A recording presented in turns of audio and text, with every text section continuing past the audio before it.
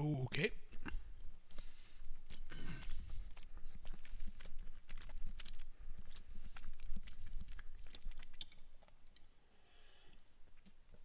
Okay, like the name implies there, guys. Because just noticed that Monday is President's Day, probably a bank holiday, and therefore probably delaying that check being cleared. And we're only just only checking in through tomorrow, or through through tomorrow. So money we're just a little bit short of getting her one more night. So really, just not much. So the PayPal link is in the chat there. And if it feels inclined, in the meantime, what's the Brady discussions, Scott? I did see Doctor Who tonight. Can't say I was overly impressed.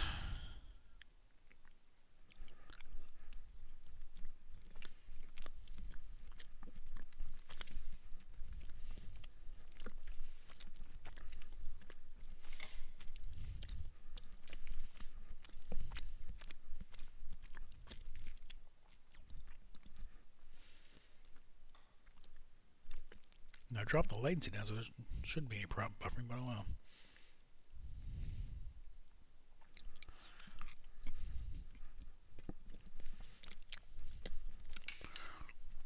No.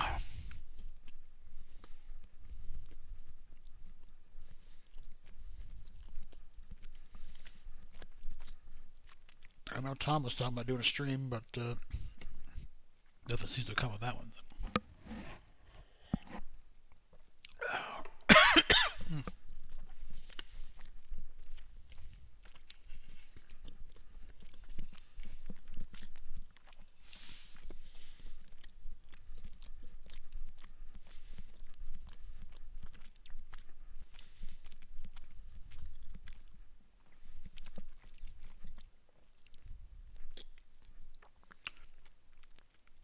Anybody got any questions? Now's the time. So, let's see. This thing. I don't know that add on here.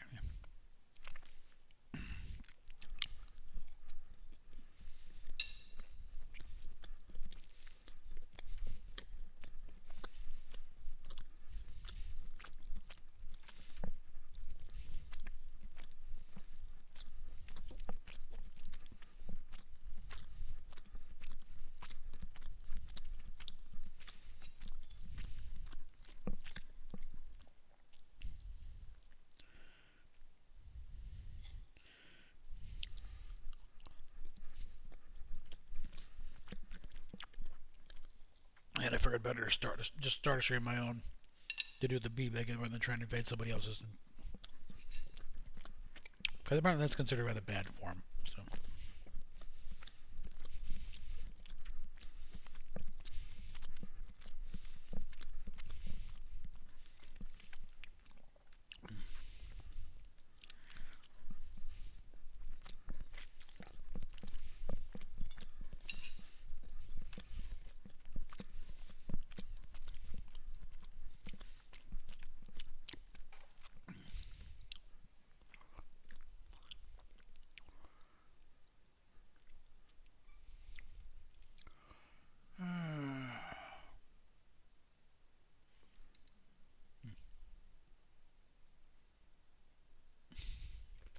Like that. Okay.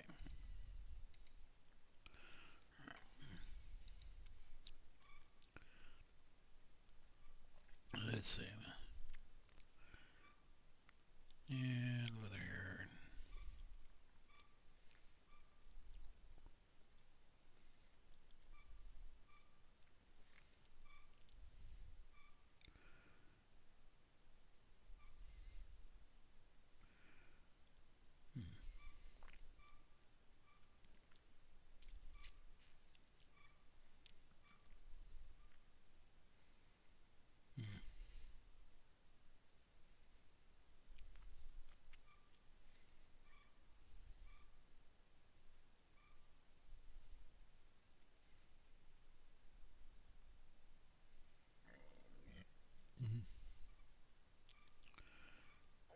Okay.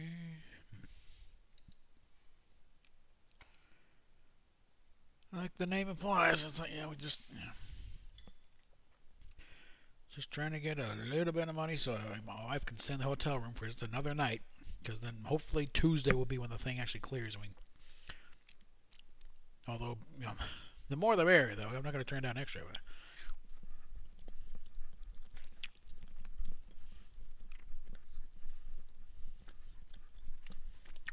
Probably should have heated this up. Okay, we got people watching, so any questions, feel free to chime in, I think. Doesn't have to be about, my monetary problems.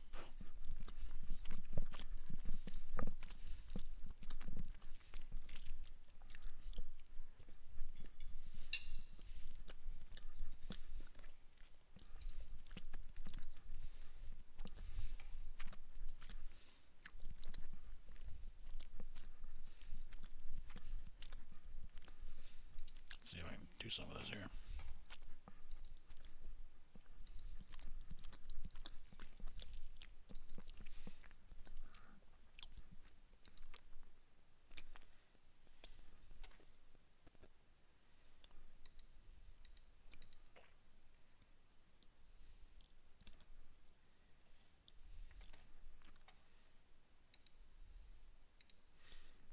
See if that helps things a bit.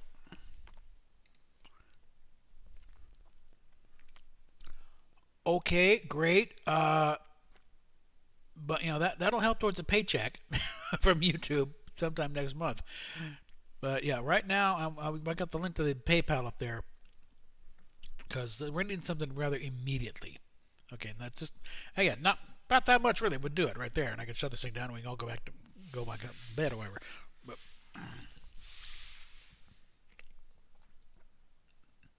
But yeah,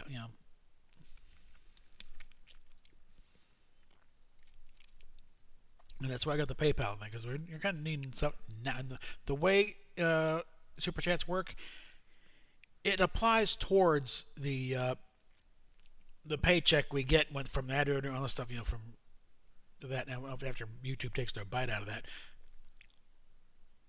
and as it stands right now, I'm like maybe $5 on the YouTube, and I got like $30 built up on AdSense. And this helps a lot. If I could do this more often, because I don't have this isn't my setup. This is kind of the house computer. Now, when we get back to Colorado, I don't know if we can get set up, and I'll have a setup like this. I like this screen. I really like this monitor because it's a big sucker with a camera right up top here.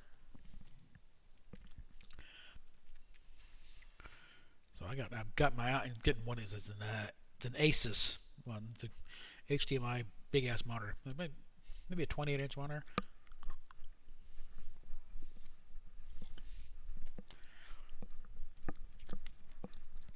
Maybe because no one's been holding back, frankly, from doing more live chats. Because in fact, I haven't had decent Wi-Fi at all to do it.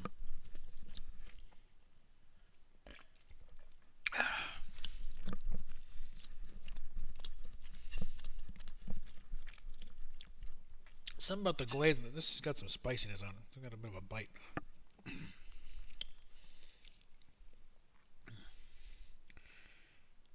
Maybe there's channels out there of watching people eat. Maybe catch some of those guys. Thank you, Zachary. Again, do the PayPal link because yes, the super chats are appreciated. They don't address the immediate problem. The immediate problem is keeping stuff in the hotel room past Monday. That's the biggie right there.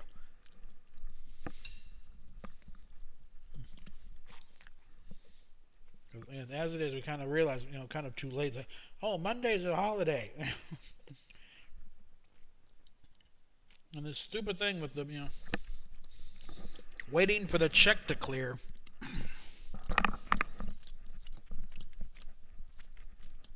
Any other weekend, it'd be there Monday, because But thing is, I think President's Day is a bank holiday, so.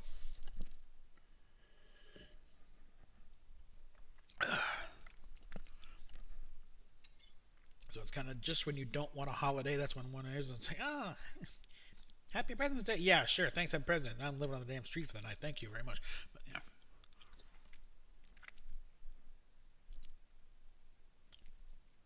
I have given some thought, when I get out of here. Because one of the things I've been holding up is the fact that I've got a computer desk. that's kind of put together and bulky. And this thing probably have to get the U-Haul truck up here, load up all the stuff, and then put the car on the trailer and drive down to Orlando. I'm now thinking I'm gonna probably give the computer desk to my next door neighbor up here. He can use it. Everything else I can put in the back of the damn car. Even the big TV, because I bought it up from Walmart in the first place in the car. So box it all back up, shove it in the trunk, and then just drive down to Orlando, get stuff, then go towards getting the U-Haul and loading up the storage unit and getting the hell out of Dodge. Maybe a couple of touristy things on the way out, because then we'll have money coming out of our ears for a while. Yes, we'll have to use it wisely.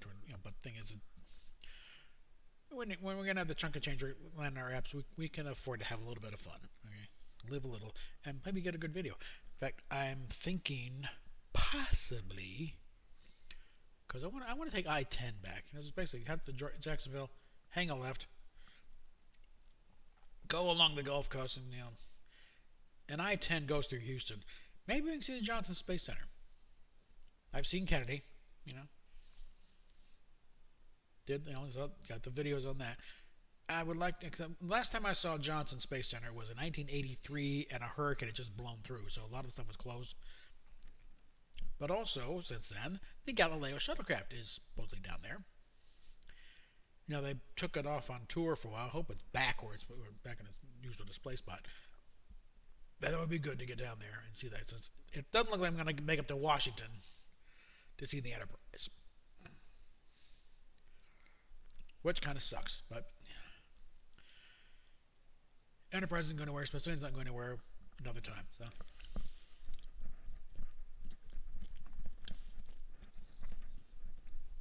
Important to get our butts back to Colorado and reestablish ourselves. Oh, what do we got here? Thank you, Zach. It will go to a good cause.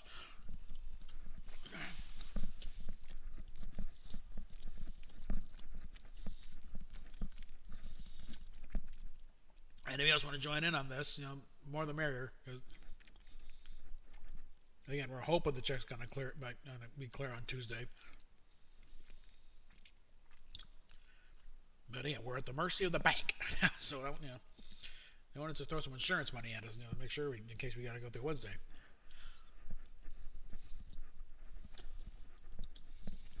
Yeah, I got that. I never want to talk about Doctor Who at all. I don't want to be as distressed about my money problems here.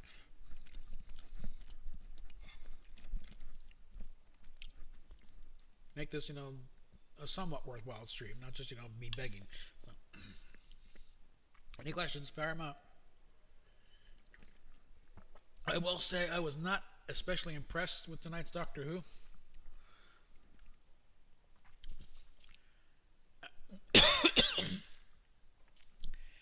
Can't really speak to how accurate they really were about Lord Byron. But, I guess they're kind of close from what I've heard. God bless you, Chris, or whatever. Yeah. So, yeah. Yep. Definitely helps. I think we're in the clear now. So let's change this to a regular. Let's see.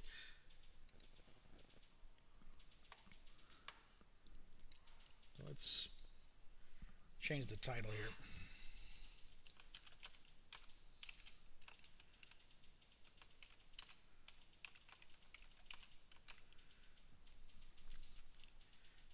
There we go. This might get some more folks coming in. All right.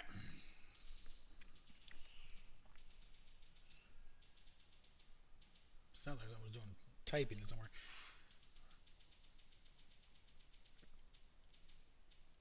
Yeah, CBS. Picard is just the only thing holding that show up is Patrick Stewart. Frankly, anybody else, the atrocious writing would be very apparent. But the man could read the phone book and make it compelling. So. And last week, again, I think the only saving grace is you have, again, Patrick Stewart and also Jonathan Frakes directing. And Jonathan Frakes knows how to direct Patrick Stewart, so he can get stuff. But there's still a lot of stuff even Frakes couldn't overcome. A lot of dumb that kind of goes beyond him. And one I've heard, I mean, Frakes left. He did his 2 shows and he was depressed as hell after doing them because he had to tolerate such utter crap. Yeah. And stuff that we would not have put up with at all on the old shows.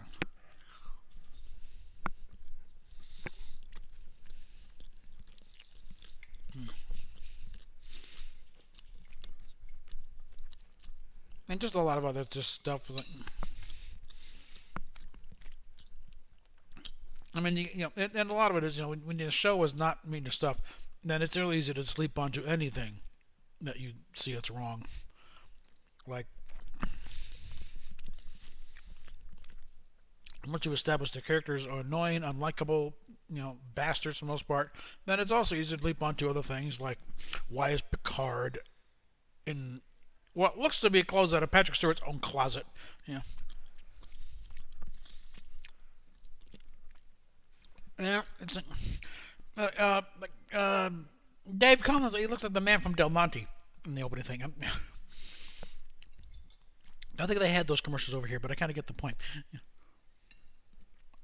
It looks like he looked like an extra from Casablanca, with the safari clothes and the hat and then the comm badge on there. So yeah, it's still Star Trek. Not really. This is supposed to be official business. He should be in uniform.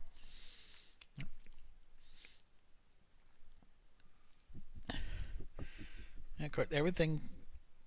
A large part of the plot hinges on either the producers, or especially Alex Kurtzman, complete and utter ignorance of basic science. I mean, 4th grade science here stuff. Stuff that we learned 40 years ago from Carl Sagan on watching Cosmos.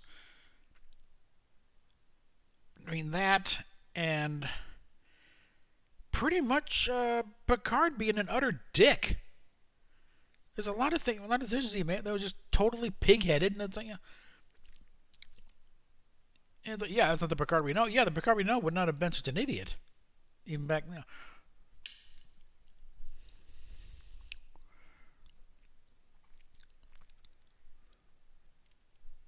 And also a total lack of understanding how the military works, because, like, okay, Picard resigned. Why would that suddenly turn around to Raffi being fired? Nobody's fired in the military, okay? Except maybe from your current assignment. Okay, you're not drubbed out of the service that way. There's a few more procedures involved there, and you don't get dumped for it's not an at will thing. You generally have a contract with the military. So yeah, you get reassigned. You get something. You don't get thrown out just because. There has to be cause for you to be drummed out, even administratively. Even if not going to the courtroom, it's just an admin discharge. It's still got to go through the thing, and it has to be a reason for it. Can't just because, well, you're Picard's XO, you're out. No, it doesn't work that way. Now, the original series, they didn't need a military advisor because most of the people had been in the military themselves. So, well, they took their own experience. In fact, they weren't even just military. A lot of them were combat veterans, too. Roddenberry, Matt Jeffries. I don't know what kind of action Bob Justman saw in the Navy, but the timing is right. And Gene Kuhn was in the Marines, I think in Korea. Jimmy Doohan was in the Canadian landing force at D-Day. Forgot he was shot 9 times. That's why he was missing a finger. Oddly enough, that was friendly fire. Some Canadian soldier got a little jumpy and pelted him. He would have been killed except for his cigarette case in his pocket blocked a bullet from getting his heart. But these are all guys who they knew the military worked and they knew how things work. They're like the episode Court Martial. Certain aspects of it, no, that wouldn't happen in a court of law. A lot of it's truncated for the sake of for TV. But a lot of it is also, you can drum down the line, okay, you can use it as a bit of an example of how the UCMJ works. Yeah, it's got to be something. even Article 15. In fact, I'll get to the in court martial when they're running through the things. They get they're looking at charges here for dereliction, and voluntary manslaughter, whatever they're going to charge him, Picard, Kirk with criminal negligence. I think it was resulting in the death of a crew member. After Kirk gives his statement, and Commodore Stone offers him the ground assignment and just sweep it under the rug, that would be an Article 15 non-judicial punishment. They do it administratively. It's just we do that. Charges go away. We're trying, and it is in the real world. It is the military. We're trying to save your career here a bit. Okay, or give you an easier way out than what would happen if you go to a court martial. It's what they offer when they know they've got you dead to rights and they could court martial your ass and drive you on a dishonorable discharge. So the Article 15 is generally them being nice. And while an Article 15 can include discharge from the service, but it would not be a dishonorable discharge. Dishonorable discharge is only after a court martial. However, there are, you got honorable, you got general, you got less than honorable, you got a medical discharge, so. And so that, and so that one case is like, that's where, Article 15 is where you're this. We'll give you an opportunity to avoid all this, and we'll just, pretend it didn't happen type thing. And of course, he didn't take it. It went to, I think, Article 35. I'm going to look it up, but,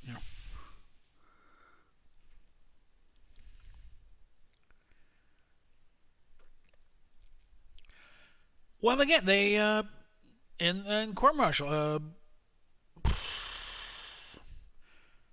what's her face, the blonde? That she was the JAG officer. She was the judge advocate. She was the prosecutor for the judge advocate office, judge advocate general. Yeah, the JAG office prosecutes. The defense is another thing. Now he could have gotten a JAG officer to just to defend him, but also he's free to get his own civilian defense, which is what he did with Samuel T. Colley, attorney at law, and that's how that all worked out.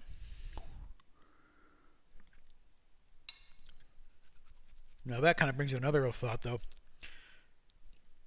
The whole issue of James T. Kirk versus James R. Kirk, because the only time the initial showed up was again the pilot with the tombstone, James R. Kirk.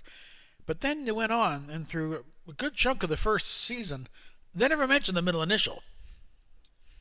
How do? Yep. Gene Coon came in about halfway through the first season. Now I'd like to check if that is when they start saying James T. Kirk. Because I think that is where we get when Gene Coon, when suddenly he sprouts that middle initial, and by then they totally forgotten about James R. Kirk in the pilot. Because if you've ever seen the pilot for the Wild Wild West, which I'm pretty sure Gene Coon had a hand in, that is Captain James T. West, and supposedly were known traitor or whatever. That was his cover. But I'm thinking that might be where the thing comes in, where it suddenly becomes James T. Kirk. It's kind of a carryover from James T. West. Although I don't think they ever used James T. West again after that. There was a James West.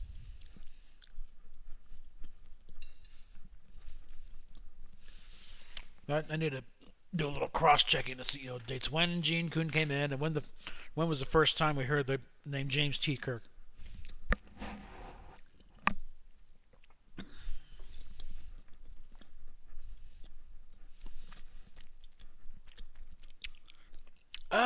The cage was and the Wagon Train to the Stars was a reference to the show Wagon Train. What it was. In the same way that DS9 was, kind of, described as the rifleman in space.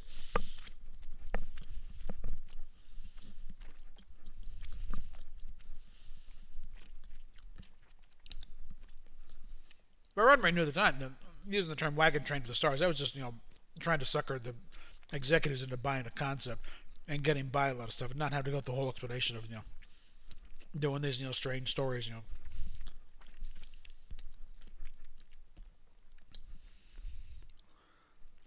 Cause the Cage, it really that you're not gonna find anything that analogous to a western.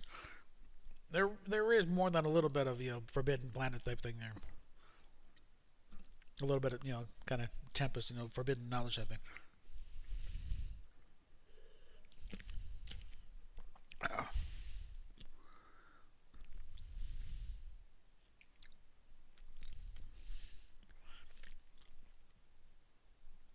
So very rarely did it really live up to the pitch Wagon Train to the Stars. Because they did, because Wagon Train, it was the premise of Wagon Train. If you're following this Wagon Train, probably in the Oregon Trail, the Santa Fe Trail, whatever, and the adventure would be you got your regular characters in the Wagon Train, with a few guest stars on the wagons you don't see very often because that's a big long wagon train, and your stories would be either encountering this one wagon where these other characters are, or something they would encounter along the way, finding some prospector or an Indian tribe, whatever, and that would be your story for the week. And that was the hook to try. Yeah, we'll have our recurring characters on the Enterprise, but the stories would be what they encounter as they go out. The meets on this planet, finding this strange anomaly, or encountering this type of alien thing.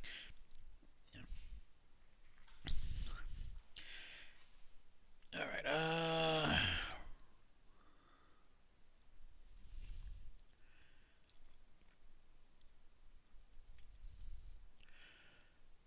Well, again, Gene's vision changed quite a bit.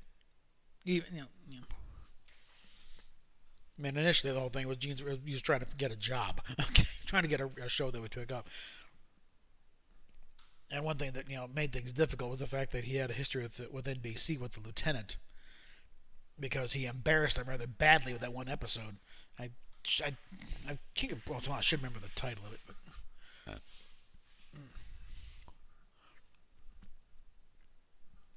Let me go and look that up somehow. Let me look at the notifications here.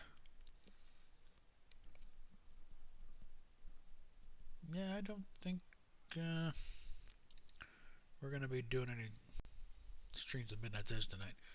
So let's take a look here.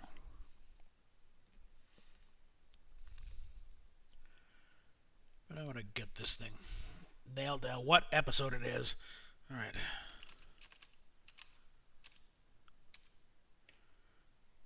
Lieutenant.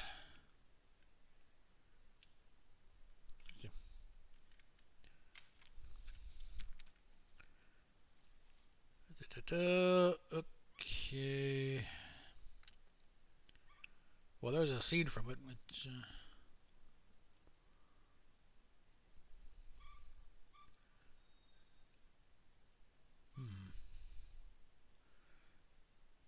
They appear to have full episodes on YouTube, by the way.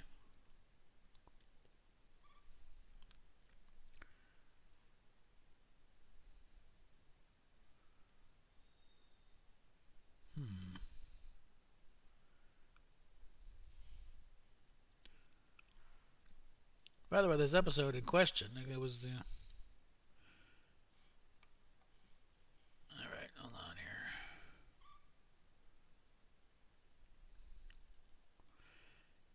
I believe it was Nichelle Nichols' first appearance on screen, because she'd been a stage actress at this point. The Don Marshall, it was a black Marine. Yeah, here we are. The episode was To Set It Right. It was Don Marshall, who Atlanta Giants, but also he's in the Galileo 7 to Boma. Nichelle Nichols making her on-screen debut, because I think the credits read introducing Nichelle Nichols. And Dennis Hopper played a racist, Marine. And the thing is, that cost the cooperation of the Marines, and that because they were not going to sit down and let the Marines be portrayed as racist. So they pulled their support, so they could no longer shoot at Camp Pendleton with real Marines. They had to do the back lot, use actual extras.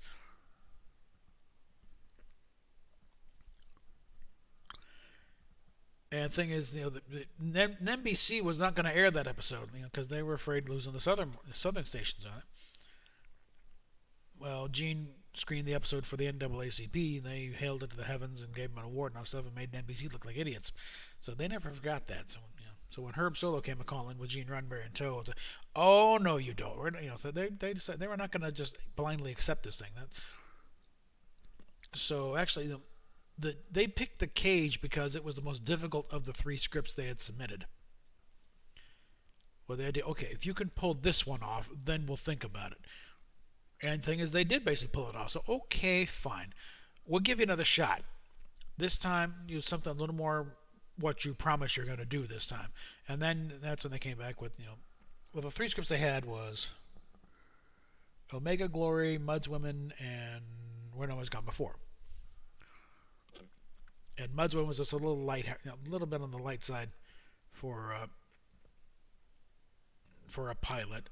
The Omega Glory, we already know that one's a mess from start to finish. I mean, imagine what was a mess back when the show was even before it even started. So, and so you got Sam Peoples, Where No Man Has Gone Before. Okay.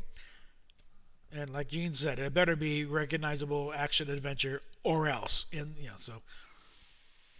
so they ended up with Bill Shatner in a fist fight with a god. So there you go.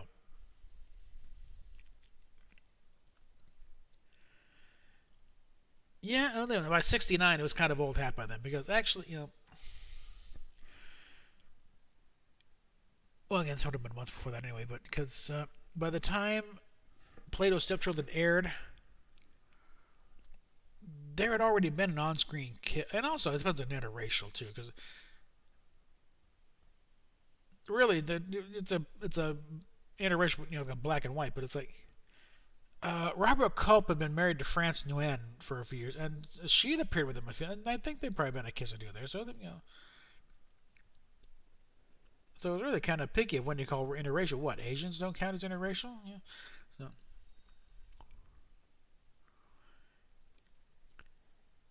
Okay. Regarding Where No Man's Gone Before, most TV shows they never air the pilot, and I'm pretty sure that was going to be the case with Where No Man Has Gone Before, and probably even the case. Well, if they had the case in front of them, they would air the case some point. Well, the thing is, I think they figured they probably were never going to air Where No Man's Gone Before. This is strictly for the network to see. By the time the show was getting into action, they were going to change sets and everything else and the uniforms, so they weren't going to keep all that stuff. But when they got closer to airtime, they didn't really have anything ready for air for the most part. They had a few episodes that were already, because the first one they filmed was the Corbomite maneuver, and it was loaded with special effects shot, and they were not ready. They were bogged down, and so the only thing they shot was stuff, essentially bottle episodes. They had maybe 3 or 4 episodes. They had to, and that's why they were No Man's Gone Before aired, because they had to just recut it and it's ready to go, and that was why I aired third. But I think the criteria as far as which one to air, they had maybe Naked Time was ready by then, but you had to know the characters to have that one to make any sense. And Charlie X is fine, but that's a low lie. And as far as 1960s action adventure TV stories go, The Man Trap is the only one where anybody actually died in those early episodes. Right there, it's okay. That's it. We need a monster going around killing people. So there you go. And actually, September 8th, that was a sneak preview week. The real premiere was supposed to be the next week. So.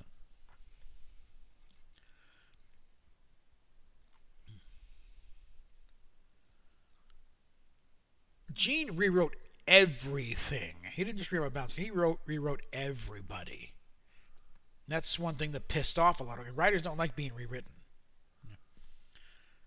That's something I kind of stumbled into myself because, there's a fanfic story, rather big.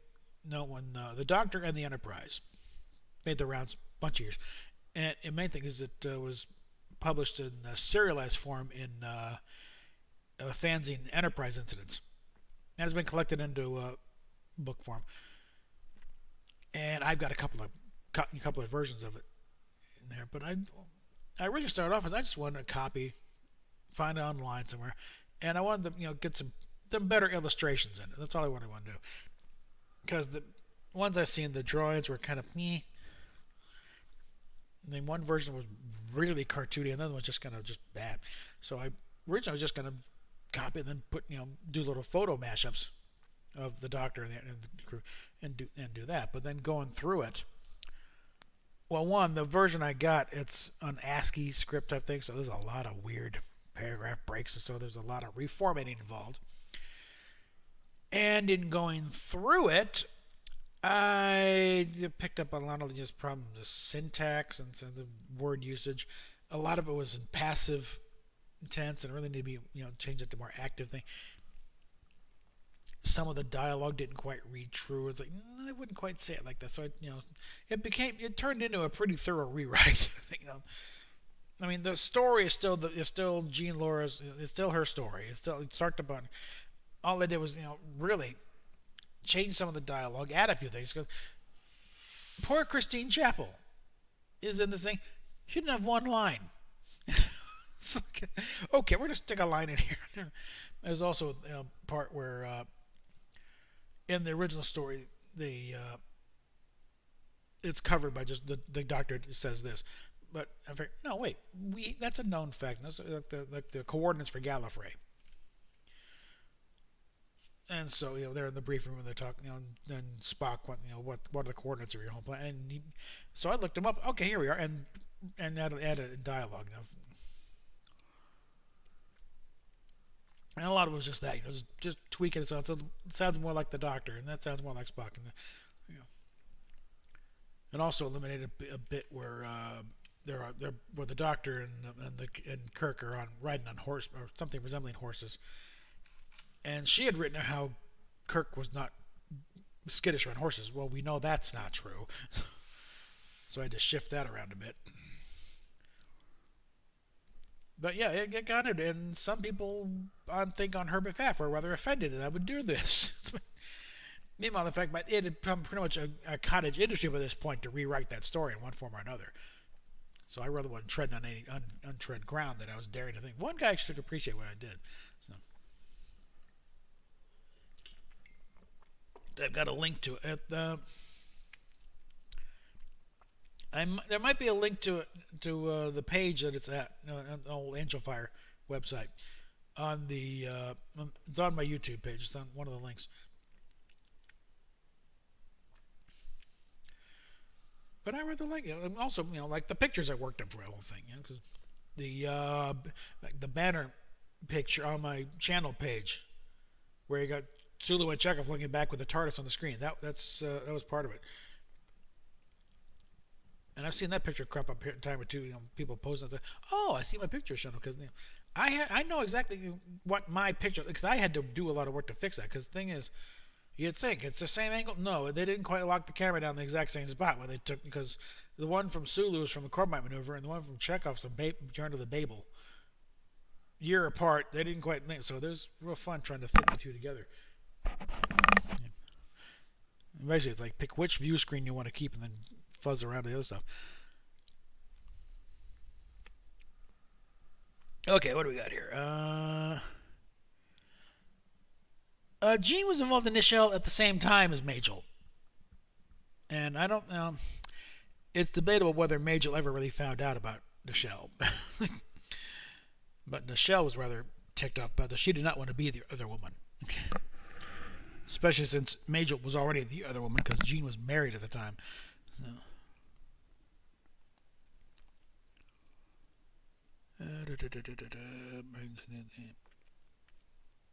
But basically, Gene was, he was thick as nose. Any script at that point, he was going through and reworking all of them to make them. His defense was to make it more consistent with what he's trying to establish here. So you don't have the character sounding different from week to week. They wanted to make sure there was a consistent voice. And some writers, well, that's the cost of doing business in Hollywood. At least, it's still their name on the thing. He's not stealing credit. That was another thing. Roddenberry later in life took a lot of credit for things he had nothing to do with. But at this point, he's just rewriting. He's not taking screen credit, and that is an important thing in Hollywood. Because the thing is, the word, your name on the screen, that doesn't mean that they're giving you they're saying, yeah, he wrote it. That also means they paid you for writing this. Screen credit equals paycheck. So it is a big deal that that a money grubbing guy like Gene Roddenberry was not taking screen credit. And he could have. Apparently, he reworked these things quite extensively to the point where some writers, just got so pissed off that he reworked them so badly that they took the name off. That's like a lot of writers for a season have pseudonyms up. Now, a lot of these writers are not that well known that you would recognize a pseudonym. However, Harlan Ellison, there's a few drafts of Sid and the Edge of Forever had, by Cordwainer Bird. That's a very well known pseudonym. They knew exactly that this is Harlan Ellison. He was pissed to the point where Roddenberry said, if you put that credit on there, you'll never work in Hollywood again. Now, whether or not Roddenberry could really back that up, who knows? But it was enough of a threat that he'd be back down. Harlan kept his name on it, even though he violently disagreed to the day he died what they did. I mean, eventually, yeah, him and Gene would make peace over them, but again, that wound would occasionally crop up, and he would still rant like a maniac about how they raped his script.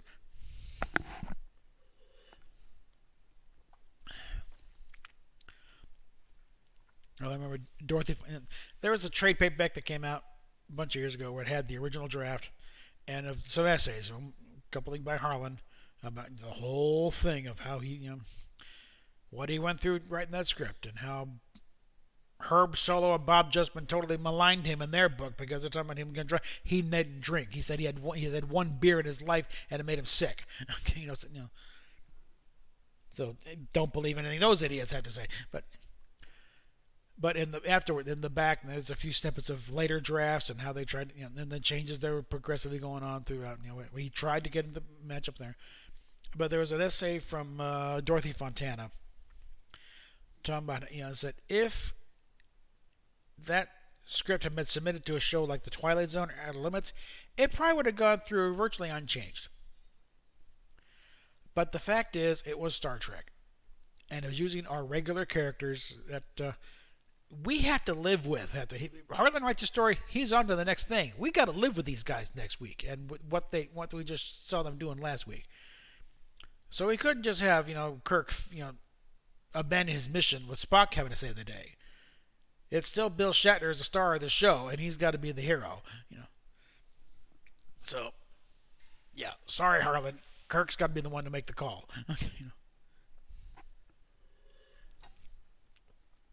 Now, there were a few things. He was sorry they lost a couple of characters. But it's like, we only have an hour, okay?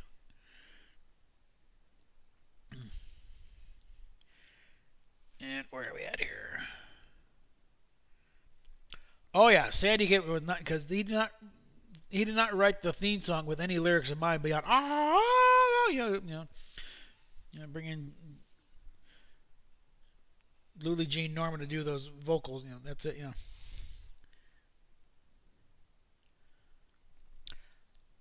Okay, I'm B5 DS9.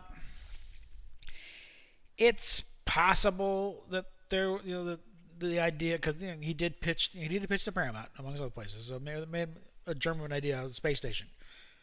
But again, all that stuff was also already in Star Trek. We had space stations. They'd already established, the Bajorans. They already established the Bajorans and the Maquis. Well, the Maquis were coming up, and the idea of a stable wormhole that was from a few seasons back in Next Gen. And they'd had the Cardassians already established there in the Bajorans. So yeah, everything in there was already in Star Trek. So it's like, oh, we got that in here.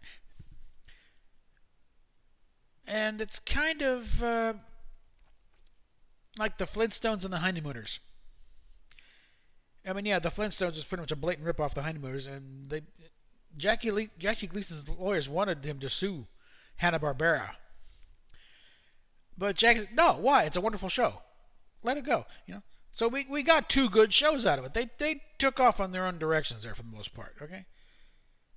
So just because they may have started from an original, similar idea, they didn't copy that much. A lot of it's, you had similarities just because the situations there kind of, forced them into similar situations, Like, the station's in the front line of a war, it's got to be, the same thing no matter what. Uh, yeah, let's see. Let me think. It was didn't somebody pitch? Yeah, apparently, Straczynski did pitch Babylon 5 to Paramount, but I think Paramount's idea. No, we already got Star Trek. We don't need another space show. Now, and apparently it was Brandon Tartikoff that I don't know if it prompted him to do a space station thing, but he did kind of push for another Star Trek, a spin-off show to broaden the brand rather. So, uh,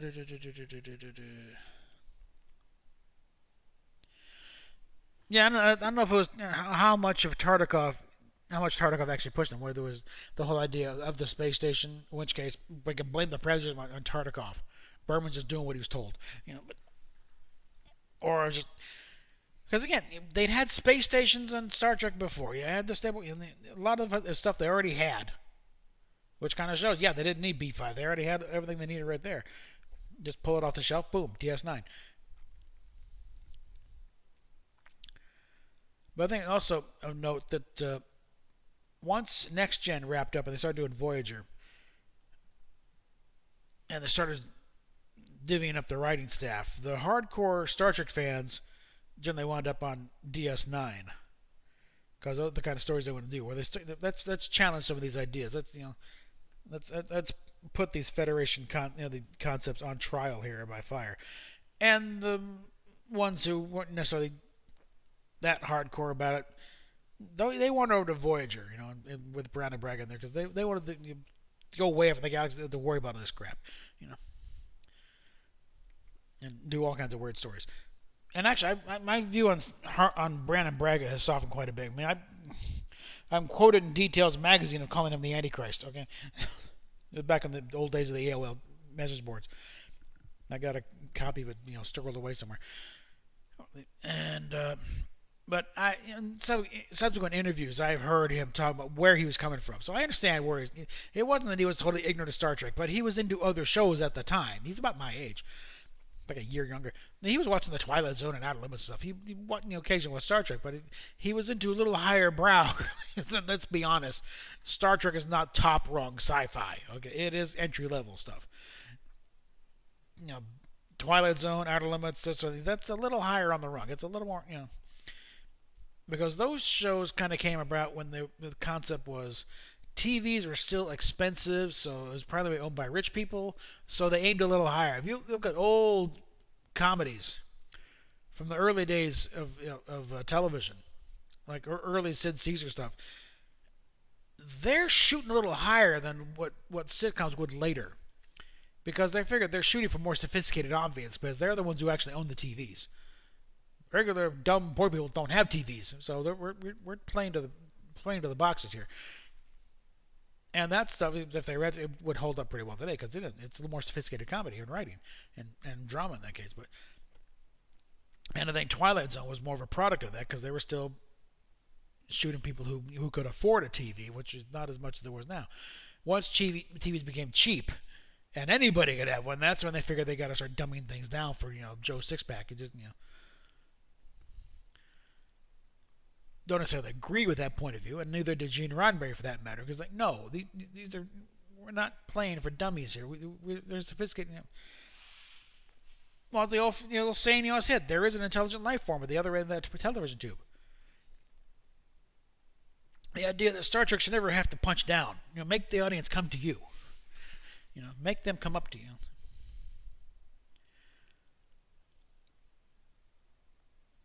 I don't know about a Romulan War movie. What I would have preferred is, in fact, I still want, before anyone gets too old and dies, I want to see a few more seasons of Enterprise. If they can work around Scott Bakula's NCIS New Orleans schedule, let's get a few more Enterprise things in there. Let's see the bit of the Romulan War, or at least maybe the aftermath. Let's skip forward a few years. After the Romulan War, the Enterprise is now coming back and have that secondary hull refit that Drexler wanted on there. And maybe let's get a proper wrap up to the series than what we got. And maybe I'm figuring the last scene have a really old, like 100 and something year old Jonathan Archer, former president of the Federation, present at the christening of the USS Enterprise 1701 with Captain April there, and starting that off. Have that be the last scene.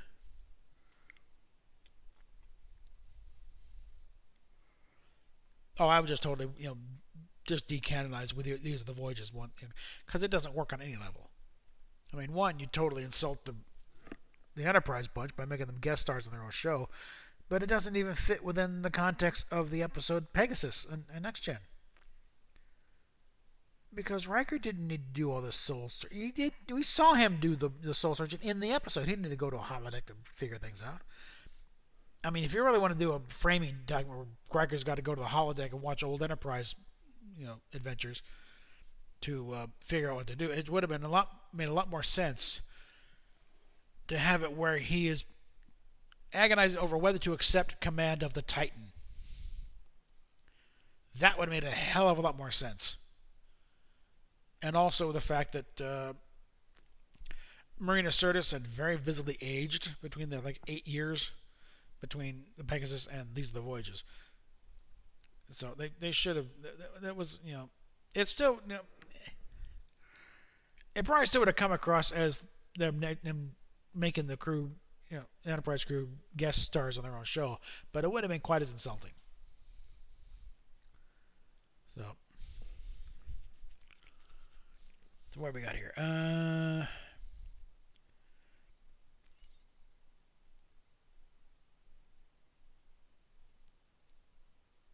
Actually, Jonathan Frakes said that his uniform was a little loose on him. They got on their old uniforms and it fit fine. It was actually a little loose on him. So I think he'd lost it a little bit of weight in the meantime. And hail Loki. Let's see.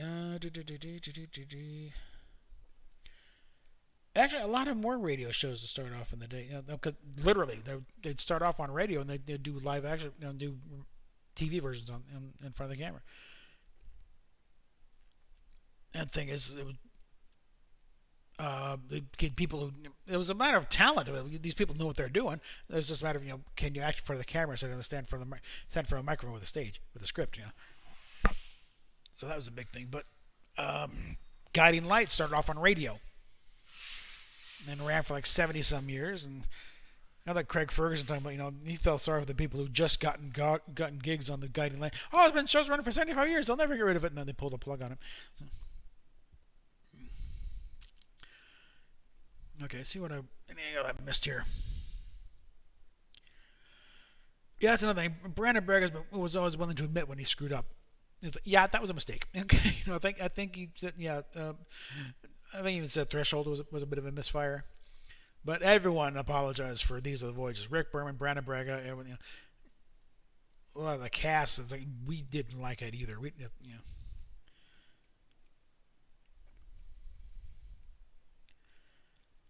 Yeah, no, they already did 9/11 on Enterprise. When that was a lot more current to the event. They're retreading ground that has already been done and done better. So doing the Android. Yeah, we addressed the Android issue several times already. Between Measure of a Man, Lal, another thing, and they even did it again with the Voyager regarding holograms. So, well, not so much. Well, that was quite a year before 9/11. That was more of a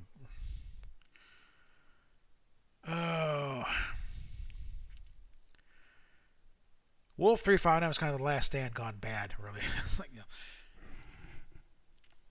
No, their version of the 9/11 thing, that was really more, and it was after 9/11 because shortly afterwards, it was just maybe a year or so. That was the Zindi attack on Florida. The main problem was that, as I established, Trip was from Florida. That's not a Florida accent he was doing. Now you can get away with it a little bit because, like Jeremy at Geeks and Gamers said, Florida is really three different regions here. Northern Florida, like the Panhandle stuff, that's really Alabama South. And there you will have, very strong southern accents. Then you got Central Florida, which is really Long Island South. And then Miami, which is the entire south of Florida. Southern southern half of Florida. That's just basically Miami. You know. So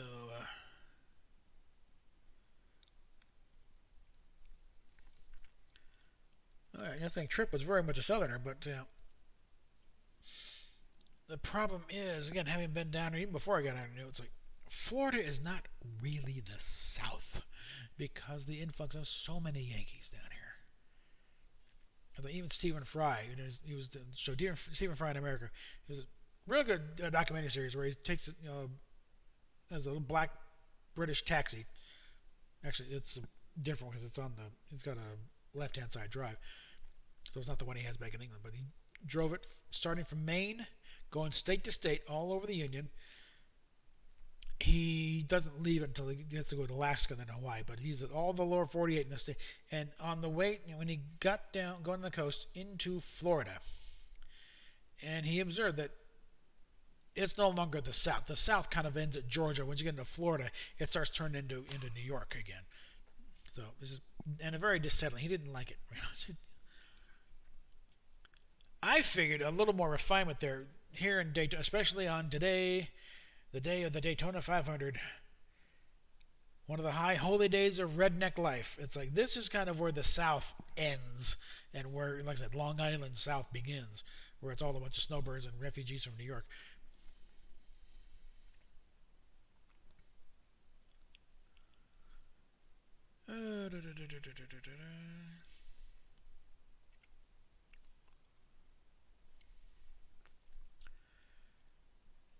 Well, the fact is, DS9 explored the storyline about long before 9/11 even happened. So that's the thing. You got to think, DS9 was happening during late 80s, early 90s, and it was still very relevant during the whole on the Gulf Wars and both Gulf War and the war in Afghanistan. After 9/11, it's like this still is very much applied because they were downright prophetic in those cases. But again, they were doing what the original series did, only a little more boldly, in that they were taking very general issues, or very general. They're really starting from a specific starting point, but they're talking about it very broadly, so that it could be applied in more than just one instance. It's like I keep bringing up a private little war, and you essentially have Kirk arguing in favor of engagement. But I was talking about why are we in Vietnam in the first place? Why can't we get out? And kind of like this is why we can't get out. We can't just pull out, or we can't just give South Vietnam nuclear weapons to wipe out the other side. It'll just escalate out of control.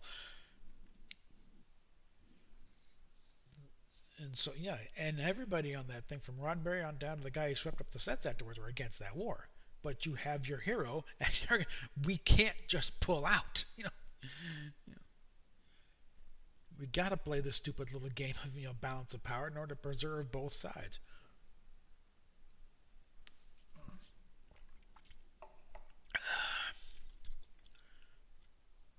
Well, maybe. I don't know. The thing is, terrorist bombings are nothing new by then. Unfortunately, it had been kind of old hat by the time the DS9 got this stuff anyway. So that's why you can pull from 100 different sources for inspiration of how it happens, and just easy to imagine what the effect is if it happened here. Just watch Die Hard. That was long before I was still overseas when that happened.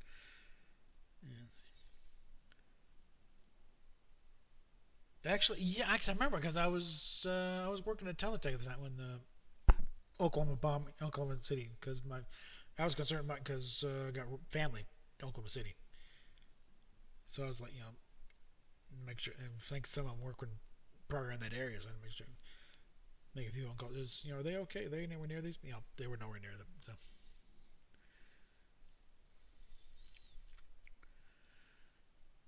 Well, the serialization wasn't that bad. I think, and again, most of the shows were going to serialized storytelling by then anyway, so they were kind of behind the curve on that. But also, the setting for DS9, it being in the same place, it made a lot more sense to do a serial, or at least some serialization to it, because you're not going anywhere. The situation that happened last week, it's still there. You may have made him happy last week, but that guy hasn't gone anywhere. He's still over on the promenade, trying to get into Quark's and drink his sorrows away. You know, so you can have storylines run on. Uh, well, serialization the way they used to, where they could air them any old way they wanted to. That was, but even when the original series, that one, for the most part, they usually ran them in production order, which also got to tell us why air date order is totally useless, and why it really irritates the hell out of me when like DVDs or whatever reference books insist on going by air date order. That was totally arbitrary. That was totally available, depending on what episode was available to air that week. And it also ignores the issue of, well, where do you count the reruns? Because it wasn't just non-stop new episodes. They'd be blocks where they'd run reruns for like 3 weeks. What do you do in that case? So production order has always been the preferred order, but or as far as the original series goes. Although even then, production order is kind of a specious thing because the production dates are a little bit wonky. There's some overlap here and there where they do pickups from one episode while they're working on another. So production number really is what you go by. But the thing is, for Next Generation and DS9, they determine what order the episodes are going to air in. Because they had enough lead time on there, they very rarely got behind schedule if there was a problem. But they knew what episodes were going to air in what order. So that one that one you can go by when they aired. And that's why you could make a serialized thing work, because they're airing them when they want them to air. And it's pretty much understood by this point, if you're the syndicator, you run them in this order,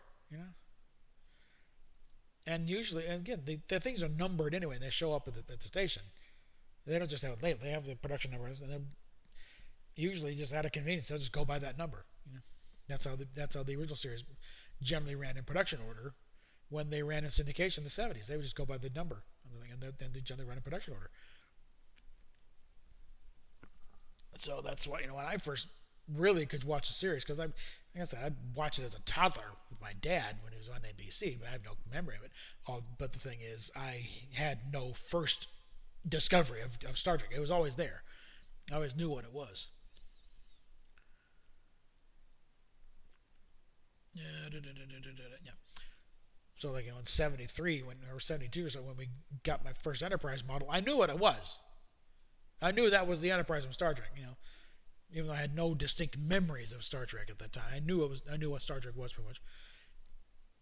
And also by that point, they were starting to do reruns. I think kind of scattershot in the early point, because before the Kaiser deal went through, I think, or we were able to set up where they would when the big push in the middle 70s.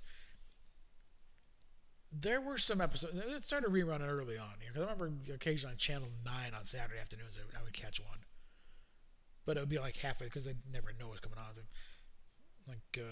I'd catch Whom Gods Destroy, but it was like already halfway through, and Garth is turning to Spock, and he's turning things. More some weird things happen. And Doomsday Machine, where I catch it at the point where Decker's going into the shuttlecraft, or taking the shuttlecraft into the planet killer. So there's never anything I could hook on to, but I still knew what it was. But I didn't bother because I missed it half of it anyway. So when Channel 4 in Denver, that's at the time, it was right around the time of the animated series was going off, and even that I knew this wasn't the original. It's a cartoon based on that other one.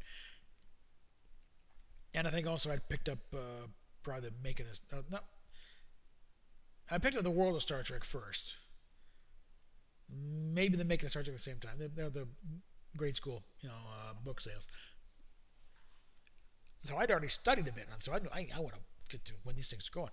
So when the announcement came that now Channel 4 is going to start running Star Trek, and I said, yes, now I can finally watch these things for real, And they ran a production. They started with Where No Man Has Gone Before, Carbine Maneuver. So they ran with it, And that's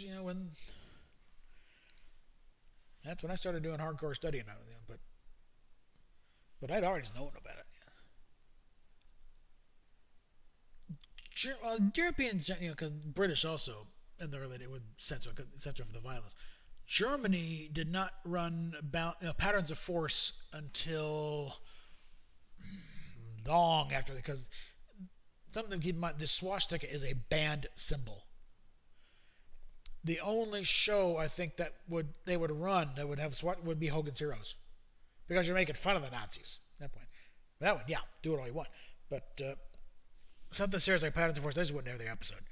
Other ones they would trim bits here and there, like Australia. I think a lot of violence. They did that with Doctor Who a lot too.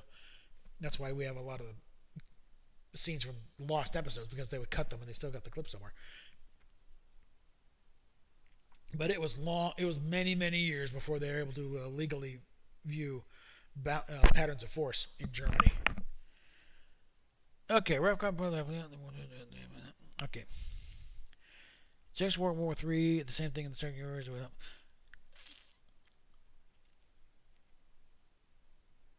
I think the way it would generally, because they said, the last of your world wars, I think really the eugenics war would probably kind of just bleed right into World War III.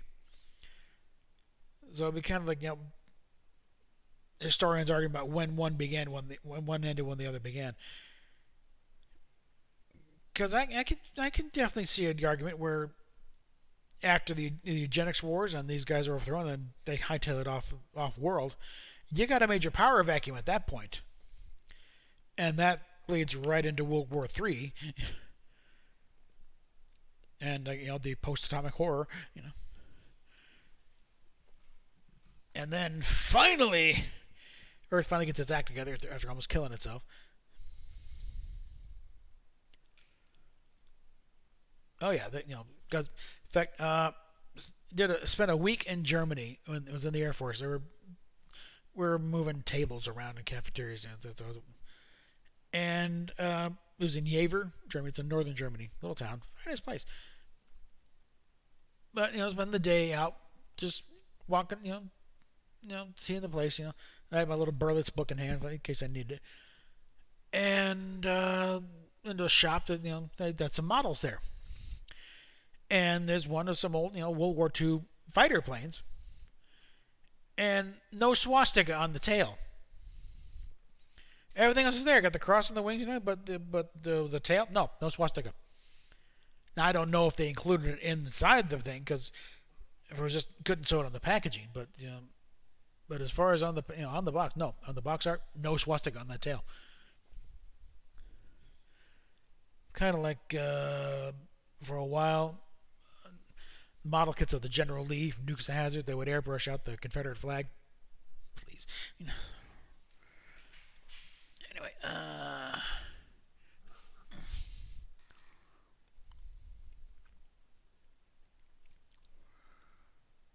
yeah, it's 23 with the first contact. I'll be 99 when that 98 when that happens.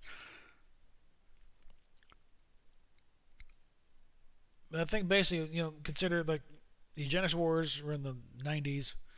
That and then it goes into World War III, and they got the nuclear exchange. And so by the time of first contact, pretty much a lot of us is brushwood at that point. The big fighting's over with. Just a few little malcontents throwing missiles here and there.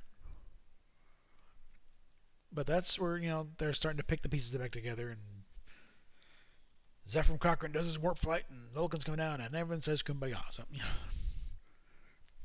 least that's the theory.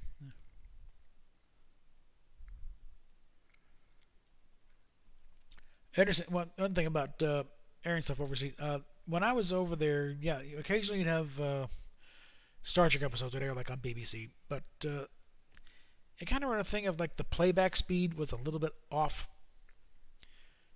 because the British TV system, there's a difference of a few frames. It's like 30 frames a second on there, whereas ours was like 28. So it's a teensy bit sped up. The result being, to an American, that sounded like everyone was on helium.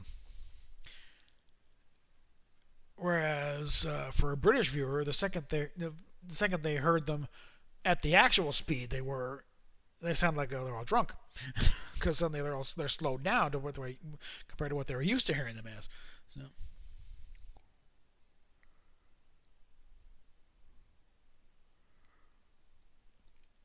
Oh yeah, there's a bit of a pushback, that And I've been, for some strange reason, I have been watching all kinds of videos about the General Lee and subscribed to John Schneider's speech. It's like, there's, I figure, if I can, finally make my fortune and get really sufficient enough to get a bit of a car collection going. One of the cars I would be a General Lee. I also want a 60s Batmobile and a Herbie.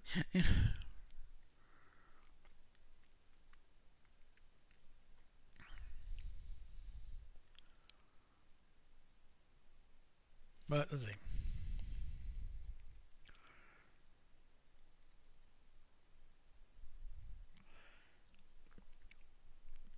Well,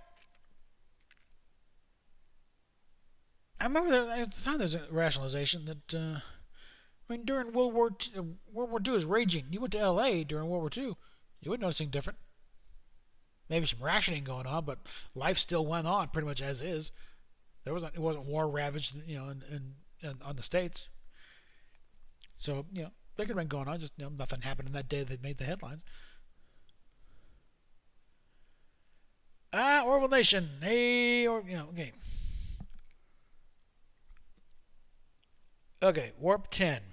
Remember, they changed the warp scale between original series and next gen because one thing Gene wanted when they did Next Generation was he wanted things changed so that Warp 10 was the ultimate thing. You cannot go beyond Warp 10.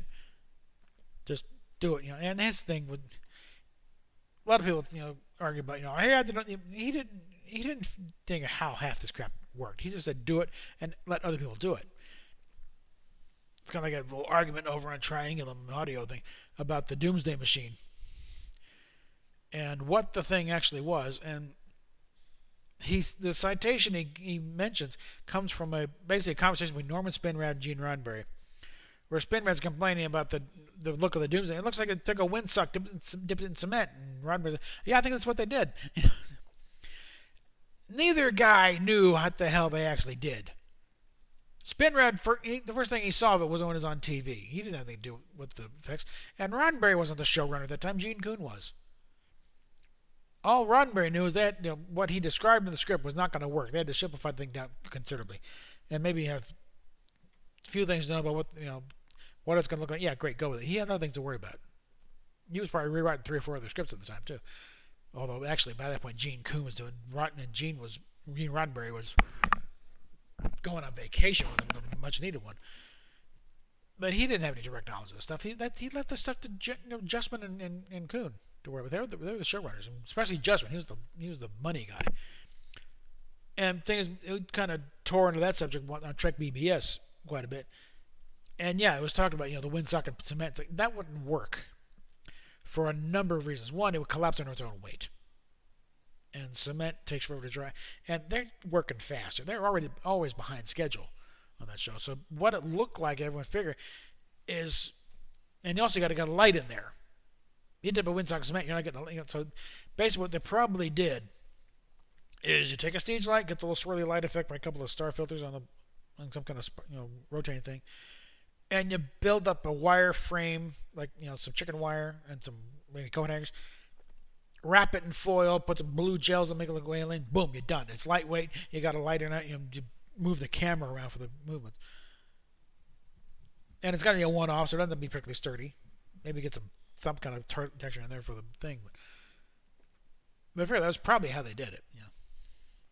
And of course, naturally, the thing did so actually they probably trashed it immediately afterwards because they weren't going to reuse it for anything.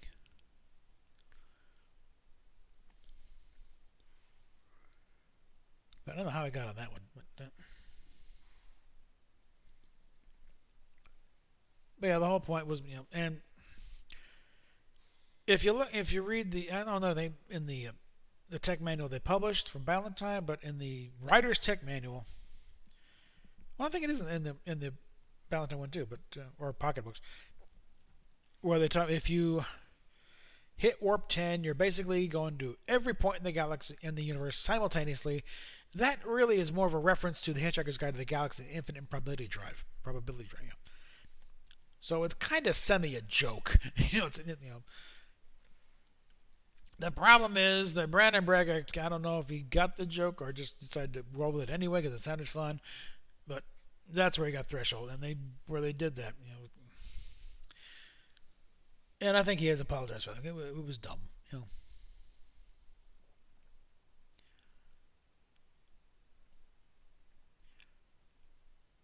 Oh yeah, plaster, paper mache, chicken wire,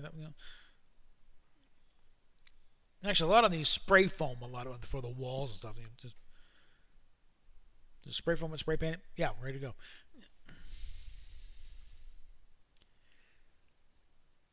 Well, again, back in the original series, Warp 10 wasn't the same Warp 10. They changed the scale and the way Warp 10, because the old formula of the warp factor cubed times the speed of light, that didn't work. They changed that a lot after next generation. If you go in the tech manual, it's a whole logarithmic thing. So warp 6 on the new scale is not the same as warp 6 on the old scale. It changed quite a bit. So, and I think they figure warp 9 point something on the next gen scale was about the equivalent of like warp 14 on the old scale. So.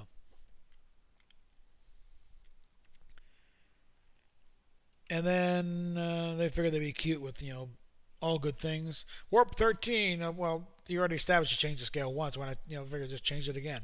So figure now that maybe now the new top is warp 15. You know, same exact power expenditure to get that there. We just change the numbers.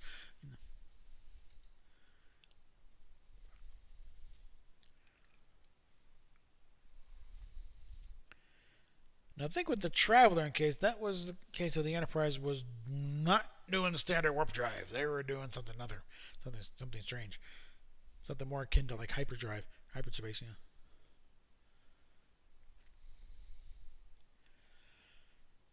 But yeah,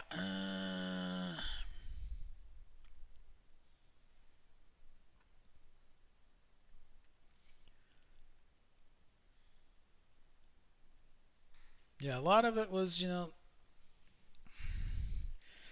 well, you also got to figure by the time of Next Generation, a lot of us had been built up to the point where now we had a better idea of how things were supposed to work. Because there's still arguments to this day over where is engineering on the original series Enterprise. And this stuff, even, they bring up the fact that they asked Matt Jeffries, where's engineering? In the engineering hall. Where the hell do you think it is?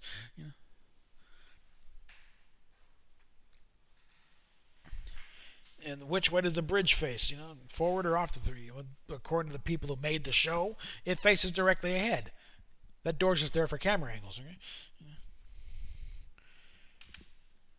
And no, it doesn't match up with the other contours, but they didn't figure that far because, again, yeah, they figured things out more than most shows do, but they weren't going to figure out every last detail. They had a show to run. They're not going to do this crap. It's a TV show. It's not NASA. So a little bit of creative geometry that was typical for sci-fi shows at the time. And the assumption was, if anything, it's like, yeah, Kirk's here. There's your main view screen, so the door's over there. So it just slides over a bit and then goes down. And my little thing of justifying that one is, the only time you really see the bridge, at the very top, is in the cage. And remember, that is a much larger dome. So pretty much what probably happened is, in the production version of the ship, they cut the dome in half because it was sticking to kind of stuck out. But in universe, they didn't necessarily cut the dome in half. What they did was lower it down halfway for protection, I think, because it's the same dome, it's the same cylinder bag, just half as tall. So instead of figuring that it's still sticking up there with the bridge, no, the bridge is still at the bottom of that larger dome. Just that dome is now half there, and there's the top of the BC deck. The bridge is now down a bit, roughly about where deck 2 would be.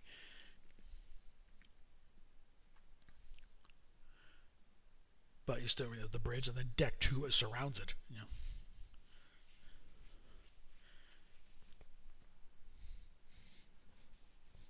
And that way you still got a dome that's big enough for the turbulence to shift around there. And it also brought in some implications for different arrangements for bridge modules. You had some with the turbulence on the other side, some where you have 3 turbulence on the, some where you have 2. All kinds of fun time.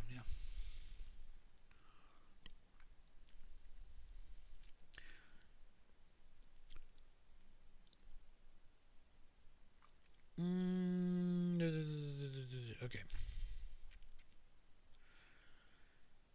Also, think those big tubes in engineering. This is something even Doug Drexler, unfortunately, been guilty of. He assumes those things they somehow go up into the nacelle. One, obviously, they're the wrong angle. They should be going out if they're doing that, but also they don't, and they can't even cross at the wrong angle. But that also doesn't account for those times when it looks like they're playing with the impulse engines when they're in there. So one of my little reasons of it, and I would bring this to Drexler myself if I had the chance. I would figure those tubes. That's basically a plasma distribution manifold. The warp core is directly below it. And what it does is that, you got. Well, also remember, because you got. Well, figure that here. We got engineering. We got their big little cathedral thing right there with the tubes. And then right before that, that is where you got the dilithium crystals. That's going back. When you're facing the tubes, you're actually facing forward. And you got your warp core underneath it, or matter antimatter reaction chambers they called it back then. But it's this warp core. That's where the action comes place. And then shoot the plasma into this doohickey in the middle of the engineering. Goes to the dilithium crystals. That's what the crystals amplify to the intensity you need to do a warp field. They go further back into the conduits, and they go up into the nacelles. Whereas that big tube thinger, that distributes plasma to the rest of the ship, including up to the impulse engines. Kind of goes up and up the neck, and so when Scotty is pushing things in Doomsday Machine, he's like, if I push his engine any further, it'll blow apart. That's what he's doing, because the warp drive is trashed, but the core is still working. It's still generating plasma, and you can still shoot energy up to the impulse engines. So.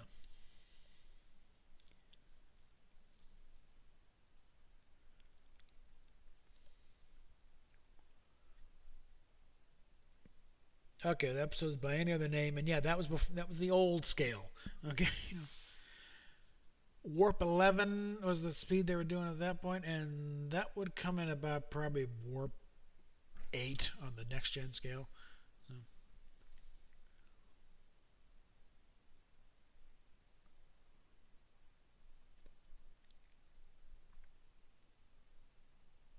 Oh yeah, we never really got a direct look at the warp core itself in original series. The closest we got was when Scotty is doing that crawlway in By Any Other Name, and he's sticking the little magnetic probe into the antimatter stream. That behind that thing, that's really where everything's happening. That's what warp, and he's having to somehow slow down the antimatter feed to bring the engine back under control.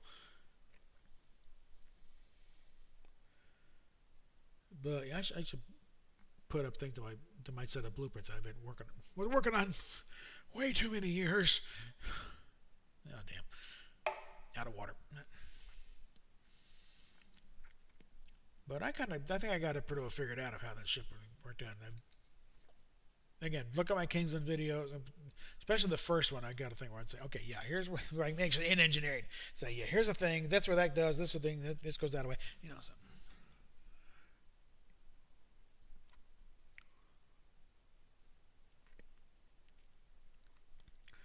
Well, the crawlway is horizontal, but the core itself is behind that wall. We don't know what the hell it really looks like. And like I said, the way I got it figured is, it's actually vertical.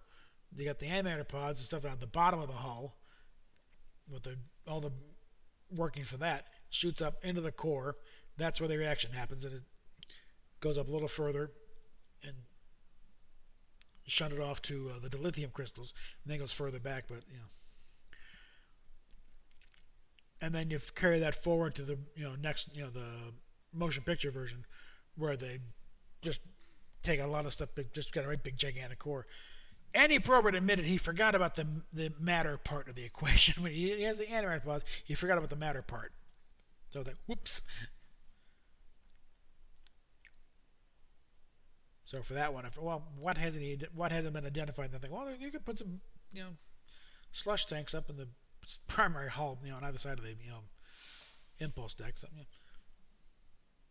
there's ways around these things.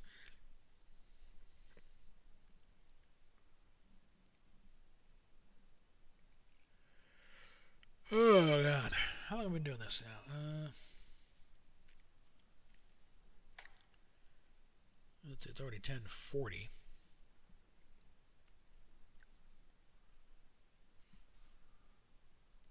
And unfortunately, there's no clock on this thing. Nope, there we go. Yeah, we've been out for an hour and a half.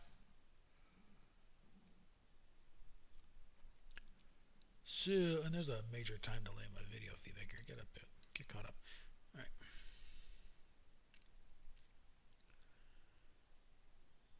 If there's any other questions here, I think maybe time to wrap this up a bit. We've been yakking for about an hour and a half now.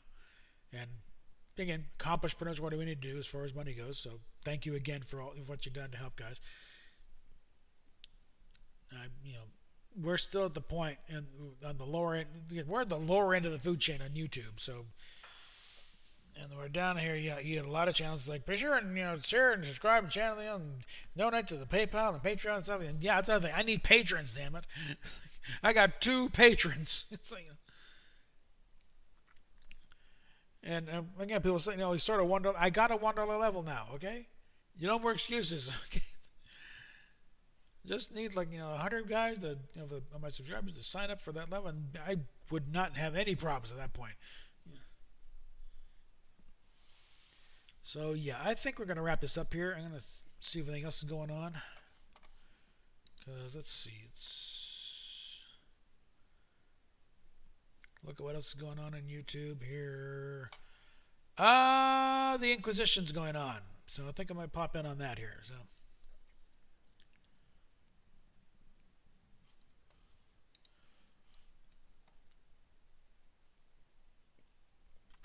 Oh, I talk about Doctor Who and stuff, and I got Star Wars things and comic books, so I got other things going on. So I bounce around. I look at my videos. I got different openings for anything. I even managed to finally dust off. What's that? I got the openings for Orville, and I've actually finally did. I had working up for a Red Dwarf thing, and I finally got to dust that off. So yeah, I got plenty of things to talk about here. And the way I looked at Star Trek is dead. It's not dead. Real Star Trek is not dead. Real Star Trek is still behind that little wall that's clearing things off away from it and the crap they're doing now. The what they're doing now is not Star Trek. Real Star Trek is still sleeping and pining for the fjords on the other side of the Great Barrier. So all you need is a good writer. Right now, Seth MacFarlane's about the only one I know of on the planet in a position to do anything with it who understands the show. They did a better job in Orville explaining the Federation economy than they ever did in Star Trek. In about a 30-second exchange. So that's why, this rumor about, Seth MacFarlane is trying to buy Star Trek. A lot of the fan base said, thank you, please, save us. I think what's happened is, they probably have met with him, but not to sell him, but to set up a production deal when they finally get rid of Laughing Boy and his little secret hideout company. Because, Ira Steven Barrett would be fun to bring him back in. He might be fun, but I think he might have a deal that, I come back, you do a high-def release of DS9. That's not going to happen because the sales figures wouldn't support it. I'm sorry. As much as I love DS9, it was not going to sell big enough to justify high-def.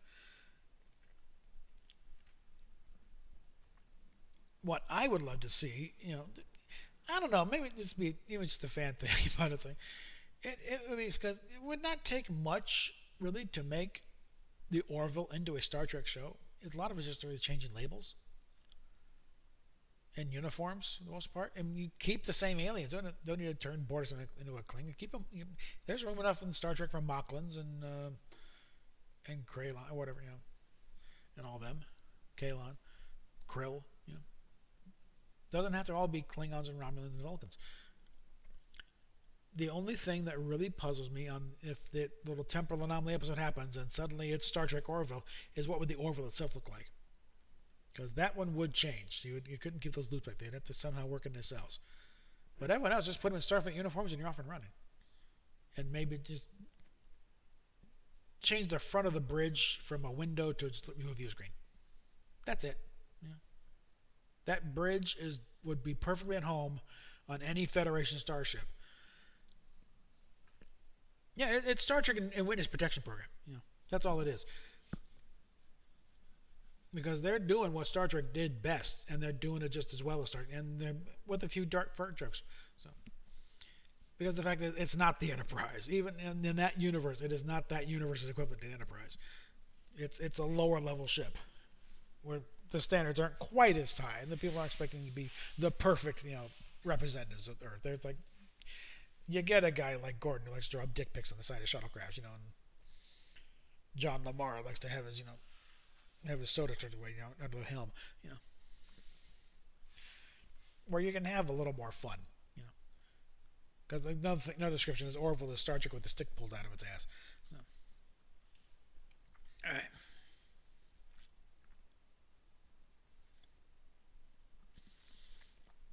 Now, one of these days, I'm going to sit down and actually, take the, get a good drawing of the Orville, and then just, okay, we take out the rings and somehow put nacelles in this, man. Where would they go, better? Up or down,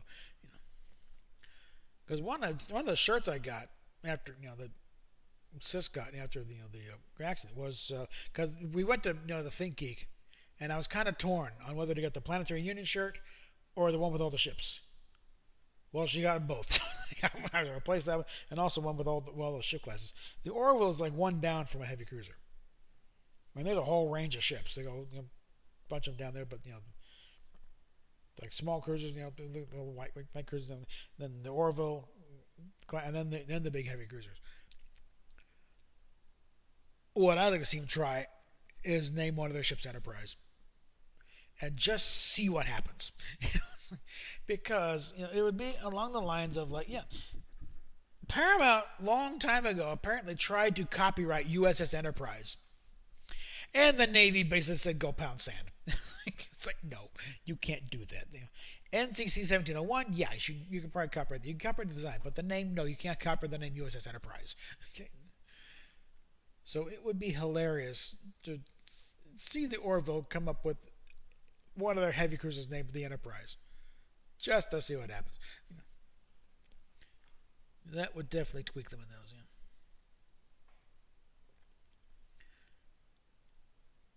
I mean, actually, I think the Orville would probably be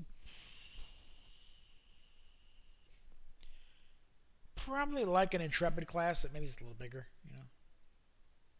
Like maybe say the size of an Ambassador class, that sort of thing. So I'd do something kind of like that. Get that kind of forward nose type thing, but just about the size of, say, an Ambassador class. Yeah. But yeah, okay, we're now over an hour and a half there. I think it's time we wrap this up here for tonight, because sooner or later someone's going to come and say, what the hell are you doing in here? It'd be nice if my own laptop would behave, but even back here it might be a problem. It even plugged into the side is not working anymore. I don't know what the hell's going on. So that's one of the things on our little list of things to do when we get our money and get back up there is to get new computers. So, alrighty, yeah. So,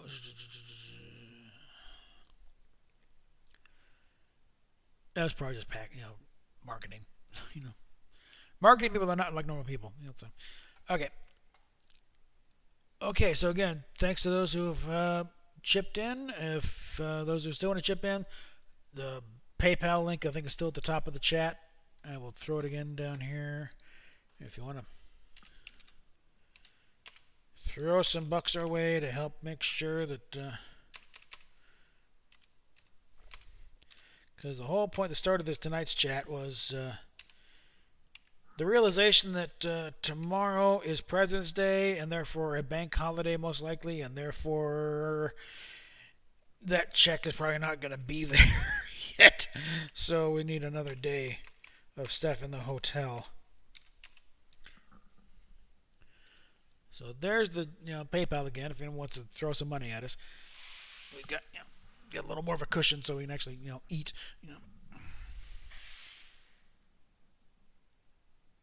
The F's a good ship. That's not a bad design. In fact, the guy who designed it, the main thing with the F is its two necks, which is kind of novel.